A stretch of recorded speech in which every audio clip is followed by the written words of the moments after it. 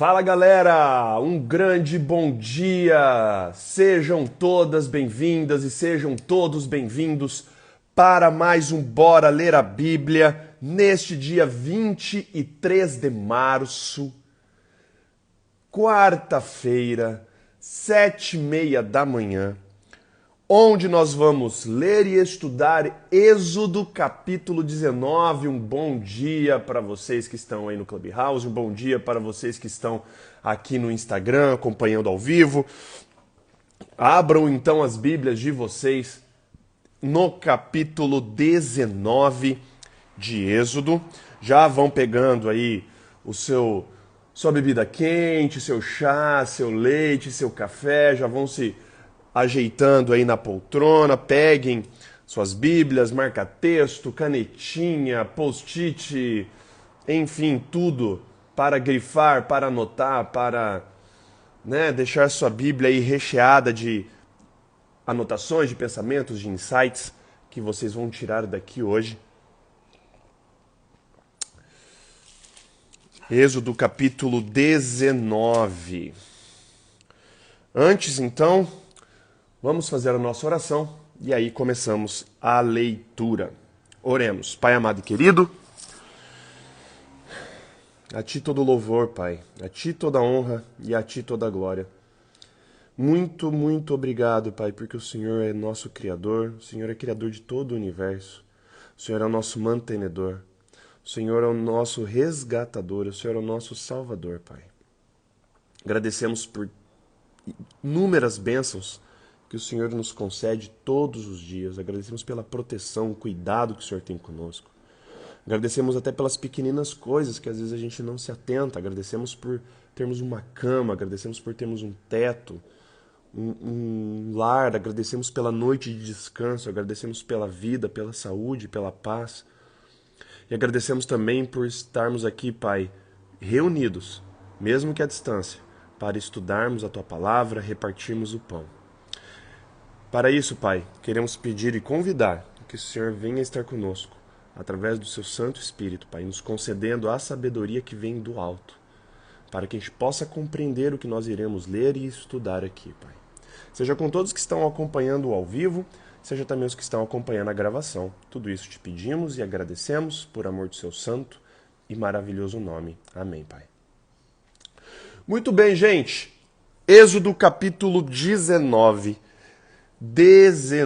Ontem nós vimos a grande chegada ali, a visita, na verdade, do sogro de Moisés. Jetro chega com a sua filha Zípora, com os seus netos Gerson e Eliezer, que eles tinham saído junto com Zípora do Egito antes das 10 pragas caírem. Moisés, muito sabiamente, manda sua esposa e seus filhos para junto do sogro. Fica lá, a gente vai ter que voltar para cá mesmo daqui a pouco. Então, ontem nós vimos que Jetro vem e Jetro dá um conselho para Moisés. Moisés estava ali, coitado, tendo que resolver BO e problema do acampamento inteiro. Lembrando, gente, que o acampamento de Israel, o povo de Israel, era mais de 1 milhão de pessoas, contando aí todo mundo, mulheres, crianças, idosos, mais de 1 milhão. Agora você imagina todos esses BOs, todos esses problemas de mais de 1 milhão de pessoas caindo no colo de uma pessoa só.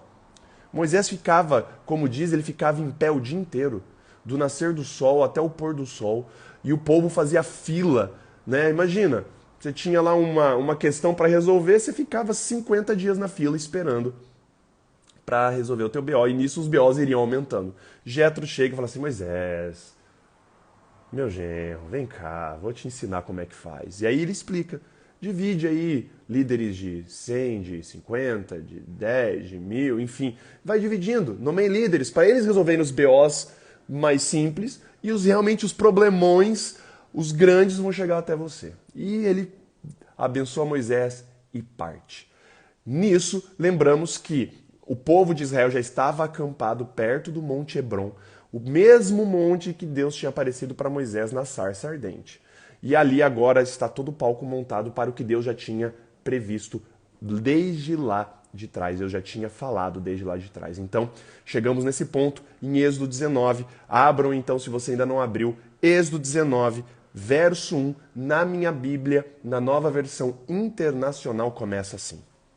No dia que se completaram 3 meses que os israelitas haviam saído do Egito, ou seja, 90 dias já rodando pelo deserto, chegaram ao deserto do Sinai.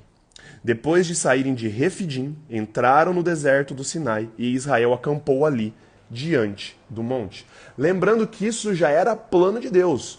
Se vocês quiserem, abram em Êxodo 3, verso 12. Eu vou abrir aqui na minha Bíblia e ler para vocês. Êxodo 3, verso 12.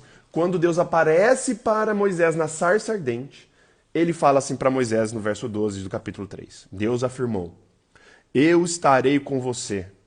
Esta é a prova de que sou eu quem o envia. Quando você tirar o povo do Egito, vocês prestarão culto a Deus neste monte. Deus já tinha falado para Moisés, você vai tirar eles ali do Egito e vocês vão prestar culto a mim neste monte aqui. E é justamente esse monte aqui, o Monte Hebron, o Monte Sinai, que agora o povo se encontra. Verso 3 do capítulo 19. Logo Moisés subiu o monte para encontrar-se com Deus. E o Senhor o chamou do monte, dizendo: Diga o seguinte aos descendentes de Jacó e declare aos israelitas.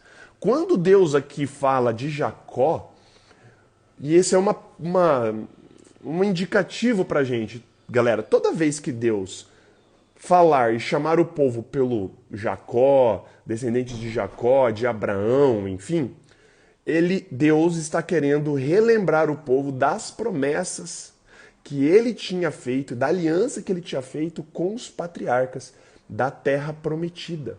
Quando Deus fala, ele retoma esse nome, né? Ao povo de Jacó, aos descendentes de Jacó, aos israelitas. Deus está querendo retomar a promessa da aliança da terra prometida.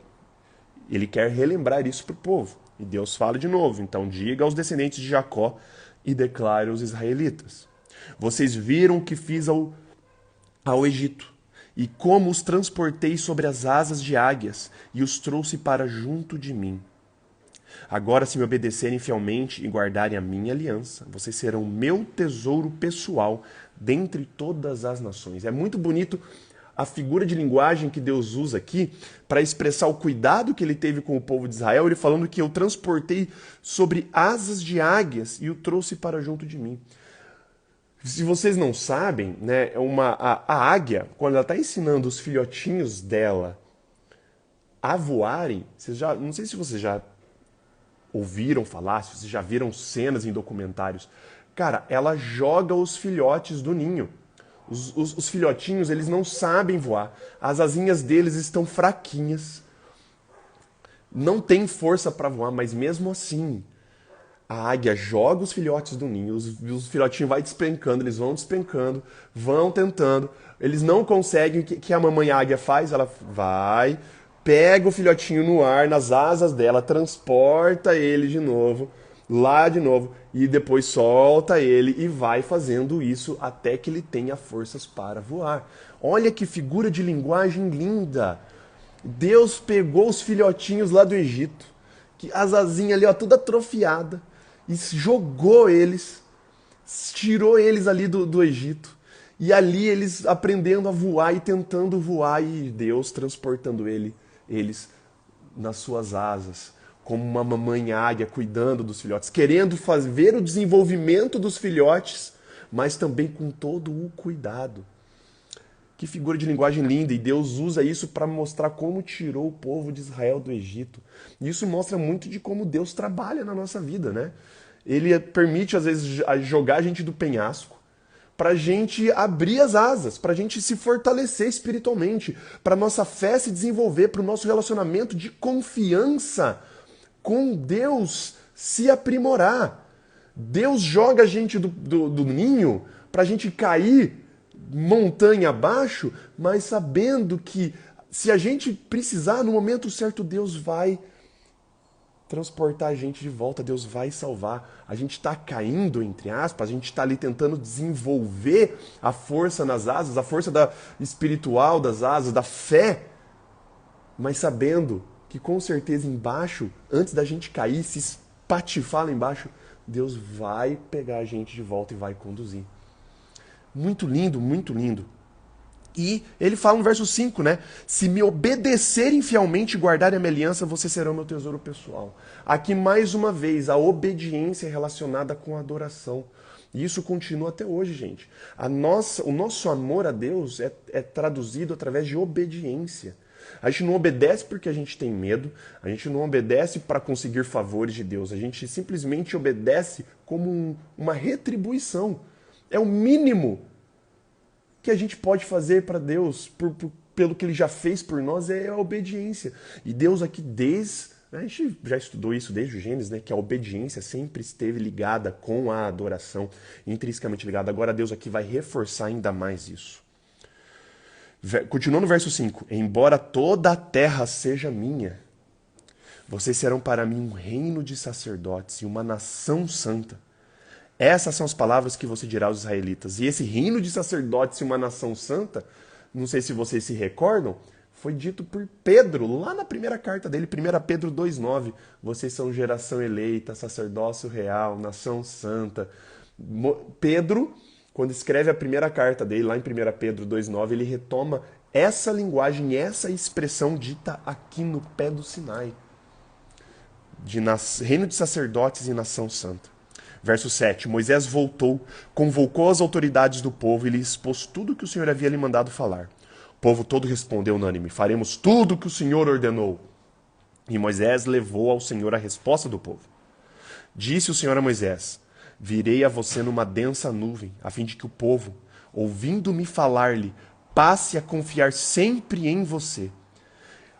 Preste atenção nesse objetivo de Deus aqui. O grande objetivo de Deus, um dos grandes objetivos de Deus, era dar credibilidade a Moisés diante do povo. Deus queria mostrar para o povo que Moisés realmente era o escolhido. E que Moisés tinha moral, e que Moisés era realmente o profeta, o intermediador entre o povo e Deus. Para o povo confiar em Moisés. Verso 10, o Senhor disse a Moisés: vá ao povo e consagre-o hoje e amanhã. Eles deverão lavar as suas vestes e estar prontos no terceiro dia, porque nesse dia o Senhor descerá sobre o monte Sinai à vista de todo o povo. Você vê que aqui até a forma de se consagrar é dita, existe uma forma certa. Deus dá todas as instruções, não é eu vou me consagrar do jeito que eu quero. E a gente vai ver aqui um cutuco, inclusive, uma cutucada de Deus mais para frente num grupo específico que achou que poderia se consagrar do jeito deles. Mas aqui você vê que até a forma de consagração, o jeito que você se prepara para Deus aqui é dado e ditado por Deus. Não é da forma que a gente escolhe. Eu não me consagro do jeito que eu escolho. É do jeito que Deus escolhe. Deus dá os termos, Deus já dá todos os parâmetros. A gente simplesmente tem que seguir. É muito mais simples do que a gente tentar inventar moda. E olha só. Verso 12. Estabeleça limites em torno do monte. Diga ao povo: tenham cuidado de não subir ao monte, de não tocar na sua base. Quem tocar no monte certamente será morto. Será apedrejado ou morto a flechadas. Ninguém deverá tocá-lo com a mão. Seja homem, seja animal, não viverá. Somente quando a corneta soar um toque longo, eles poderão subir ao monte. Então aqui Deus também já dá parâmetros para eles. Cara, eu vou aparecer. Deus aqui, então, a gente vê aqui que Deus possui dois grandes objetivos aqui. Primeiro, o grande objetivo é o que ele falou, é confiar em Moisés. Ele queria passar a credibilidade de Moisés para o povo. Ele queria que o povo respeitasse Moisés dali para frente. Segundo, Deus obviamente queria mostrar a santidade, a soberania, todo o poder e glória dele. O povo, ele tinha que ser ali ensinado como uma criancinha. Às vezes a gente fica...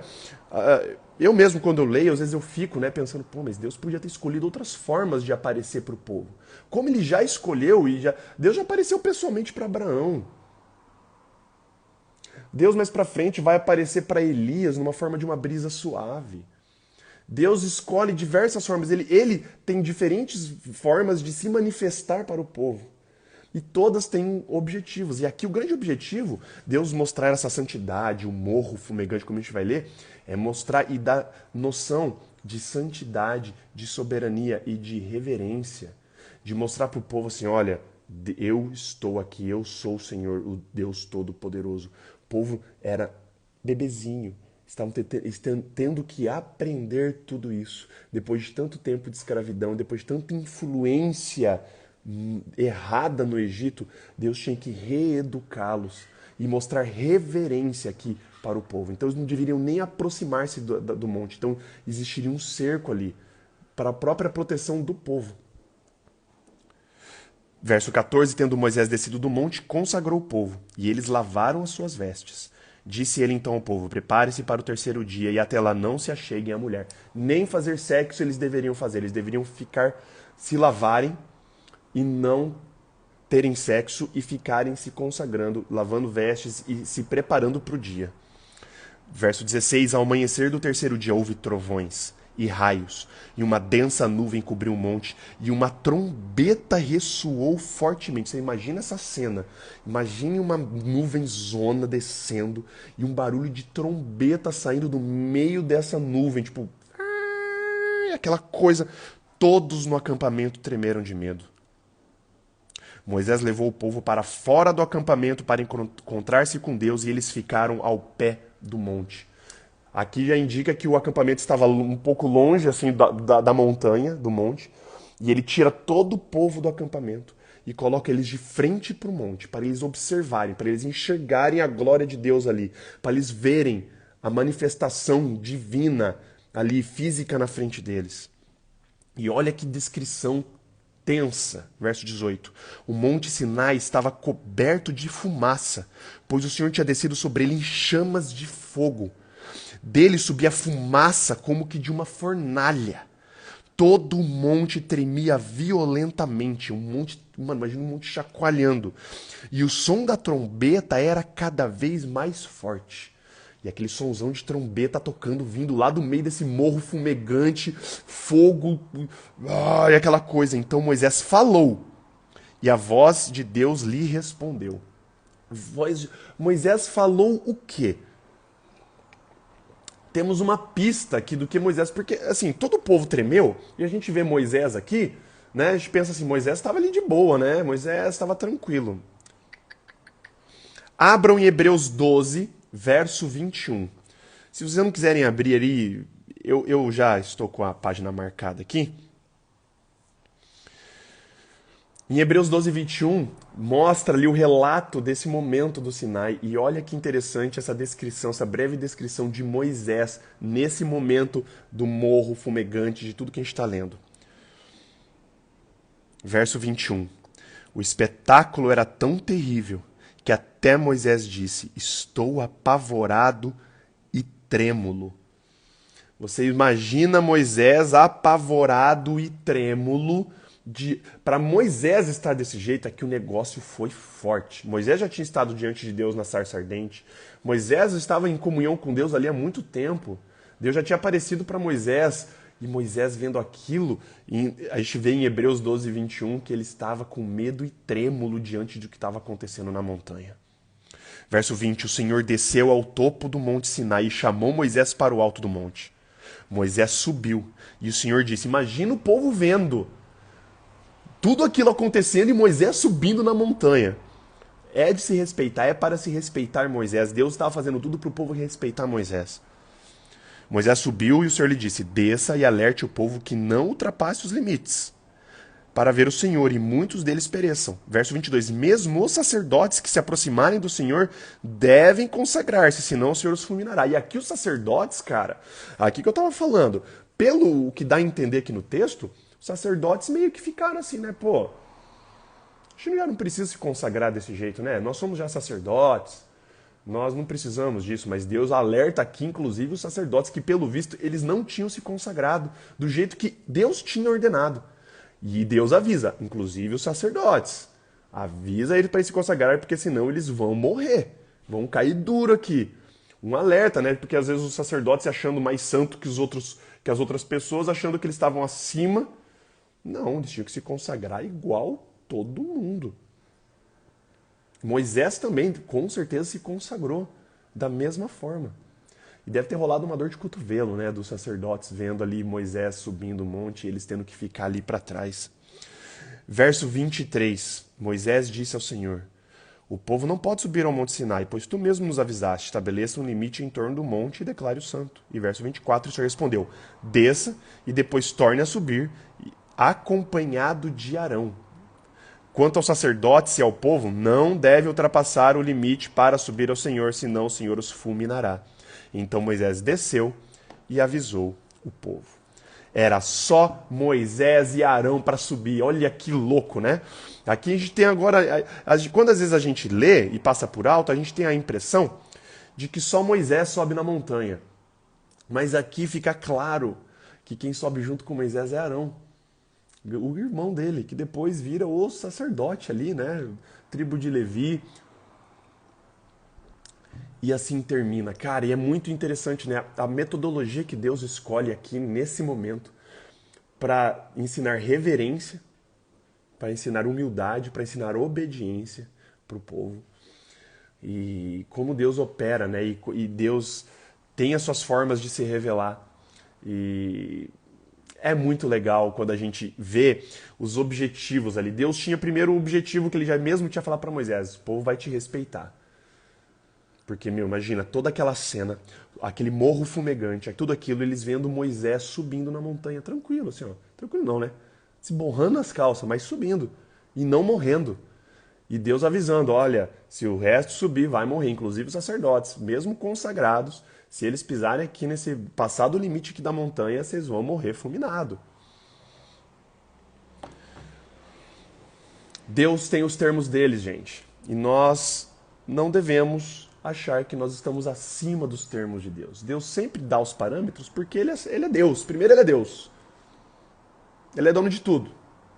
Segundo, quando Deus pede obediência, Deus não pede obediência de coisas irracionais ou de coisas absurdas. Deus pede nossa obediência sempre visando, quando nós vamos na Bíblia, sempre visando o nosso bem, é sempre visando a nossa proteção, sempre visando nos blindar de sofrimento desnecessário. O próprio fato de nós existirmos aqui nesse planeta Terra já pressupõe um sofrimento.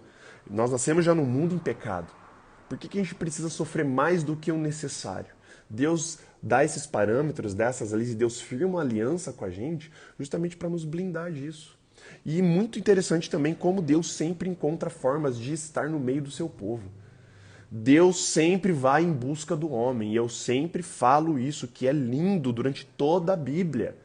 Diferente de deuses pagãos, diferente de todas as outras divindades, de outras religiões, que sempre o homem está fazendo de tudo o possível para conseguir um favorzinho do Deus deles. Um favorzinho, tipo: deuses, por favor me ouçam, vocês devem estar em algum lugar, por favor, o povo se matando para conseguir. O nosso Deus, o único Deus, ele faz de tudo para ele estar conosco. Deus sempre quer estar perto da gente. Isso é incrível, isso é lindo, isso nem é inimaginável, não tem como compreender o amor que Deus tem por nós, pelas suas criaturas, a ponto de querer sempre estar arrumando uma forma de estar perto, de estar próximo. Seja numa nuvem, seja numa sarça ardente, seja num morro fumegante, seja numa Shekinah dentro de uma tenda, seja comendo com o povo, seja em forma de um visitante na tenda de Abraão, seja na forma de ser humano, na pessoa de Jesus Cristo. Deus sempre está em busca do homem. Sempre com o objetivo de salvá-lo, de mostrar que Deus é um Deus presente, um Deus que ama suas criaturas, um Deus que cuida, um Deus que vai um dia levar a gente de volta para junto dele, para a gente estar de verdade agora fisicamente perto, sem ter medo de morro, montanha, sem ter medo da glória de Deus, porque nós seremos restaurados, nós seremos glorificados, nós iremos para junto dele, para a gente habitar eternamente junto com ele. E nunca mais vai ter essa separação. Deus não vai precisar se velar, conter a sua glória para nós não morrermos ao contemplarmos a glória dele. Nós iremos vê-lo em toda a honra e toda a glória, vindo das nuvens dos céus, muito em breve, Ele vai voltar para nos levar para junto dele e para a gente estar para sempre com ele. Não vai ter mais todas essas coisas que ele precisa fazer para a gente não morrer quando contemplarmos a glória dele. Oremos. Pai amado e querido, como é interessante, Pai, quando a gente lê, e a gente vai no texto e a gente observa as formas que o Senhor escolhe para se revelar para nós, Pai. E aqui o Senhor escolhe um método cirúrgico para ensinar o povo, Pai. O Senhor sempre tem a melhor didática do universo. O povo precisava aprender algumas coisas durante os 40 anos do deserto. E uma das coisas mais básicas que eles precisavam aprender, Pai, é sobre a sua santidade, sobre a sua soberania, sobre ter reverência, Pai, e sobre obedecer, Pai. A gente sabe que ao longo aí, lendo ao longo da história do povo, eles falharam miseravelmente na obediência. Eles deturparam a obediência como algo que eles precisavam fazer, como se dependesse deles, Pai. Por isso que o Senhor veio, na figura de Jesus Cristo, para restabelecer a aliança, Pai, para morrer na cruz por nós, para derramar o seu sangue. Tudo que a gente tem que fazer, Pai, é aceitar o seu sacrifício na cruz e obedecer a Ti, Pai, não por tentar cumprir tabela, para conseguir favor, Pai, não. Obedecer como uma forma de gratidão, Pai. O Senhor nos exige obediência, mas é para nos blindar de nós mesmos, dos nossos próprios erros, das nossas próprias escolhas, da nossa natureza pecaminosa, Pai. Por isso que somos agradecidos a Ti, porque o Senhor sempre dá um jeito.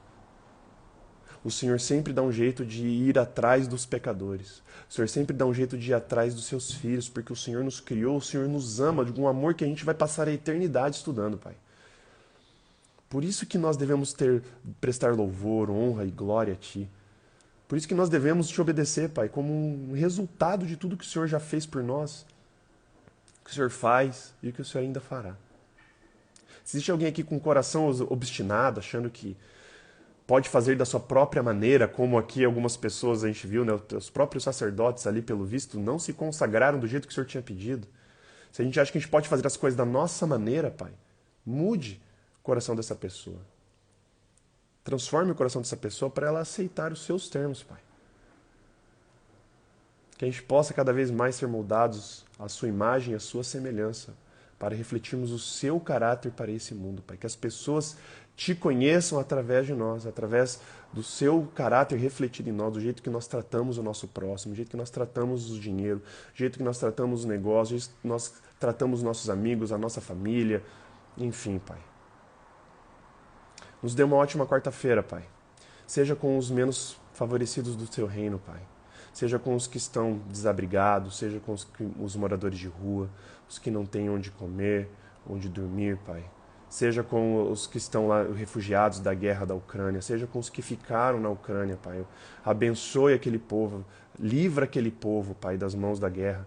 Que o Senhor, se for da sua vontade, termine isso o mais rápido possível. Seja com outras regiões do mundo que estão em conflito, lá na Síria, no Iêmen, na África, Pai. Seja com os lugares que estão tendo tragédias naturais, aqui no Brasil, Austrália, Pai.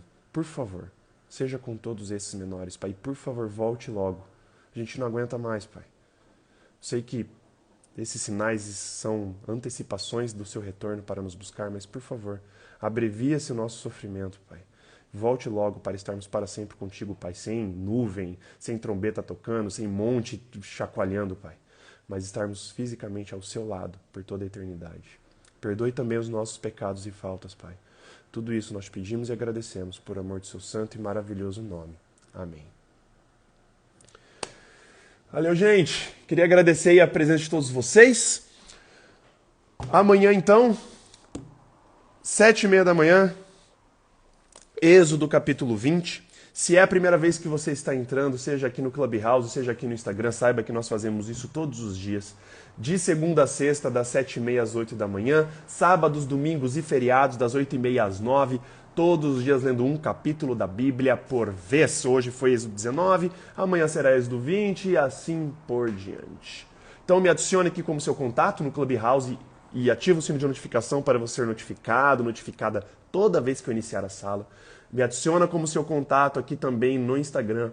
E lá na minha bio tem um sininho, você ativa o sininho lá para ser avisado toda vez da live, para acompanhar ao vivo. E se você perdeu qualquer dia ao vivo, nós temos o nosso podcast no Spotify e o nosso canal no YouTube para você assistir a hora que você quiser. Tanto esse episódio, esse capítulo, como episódios anteriores ali, desde Gênesis capítulo 1. Nós temos aí subido o nosso podcast, o nosso vídeo no YouTube. Beleza, gente? Um beijo, um abraço para vocês, a todos uma ótima quarta-feira e até amanhã com Bora Ler a Bíblia, Êxodo capítulo 20. Um beijo, um abraço, valeus e falou!